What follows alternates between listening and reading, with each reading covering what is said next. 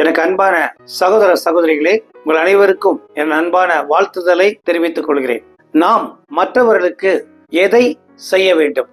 ஒவ்வொரு ஆண்டும் ஜூலை 3ஆம் ஞாயிற்றுக்கிழமை கிராப்ஸருடைய ஆனுவல் சேல் நடைபெறுகிறது. இந்த ஆண்டு ஜூலை 21ஆம் தேதி அந்த சேல் நடைபெற்றது. அதற்கு முந்தின நாள் மாலையிலே சேர், டேபிள் மற்றும் ஸ்டால் எல்லாம் பேனர் எல்லாம் கட்டுவதற்கு கிட்டத்தட்ட 3 மணி நேரம் ஆகும். காலையிலும் 6 மணியில இருந்து 8 மணி வரைக்கும் இந்த பொருட்கள் எல்லாம் எங்க ஆபீஸ்ல இருந்து எடுத்துட்டு போய் டிஸ்பிளே பண்ணோம் ஒவ்வொரு ஸ்டால்லையும். இதையெல்லாம் கிராப்ஸ் ஹாஸ்டல் மாணவர்கள் YMCA வளாகத்திலிருந்து வந்து செய்வார்கள். ஆனா இப்பொழுது இந்த ஹாஸ்டல் 40 கிலோமீட்டர் தாண்டி இருக்கிற கொளத்துப்பாளையன்ற வில்லேஜுக்கு ஷிஃப்ட் ஆயிடுச்சு. அதனால அந்த மாணவர்கள் வந்து இங்க செய்வது என்பது நடைமுறை சாத்தியமான காரியம் இல்லை.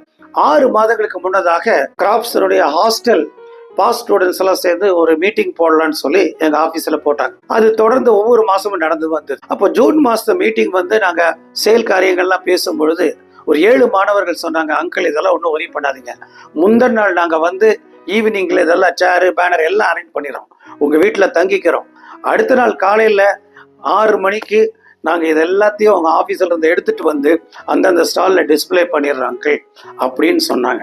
அவங்களும் வந்து எல்லாத்தையும் செய்து கொடுத்துட்டாங்க. கிராப்ஸ் எத்தனையோ பேருக்கு பல உதவிகளை செய்திருக்கு. கிராப்ஸனுடைய தேவைகள் வரும் பொழுது ஆண்டவர் 6 மாதத்துக்கு முன்னதாகவே பிளான் பண்ணி இருக்கிறார் என்று சொல்ல வேண்டும். நாமும் மற்றவர்களுடைய தேவைகளை நாம் பூர்த்தி செய்தோம்னா நம்மளுடைய தேவைகளை ஆண்டவர் யார் மூலமாவது நிச்சயமாக பூர்த்தி செய்வார்.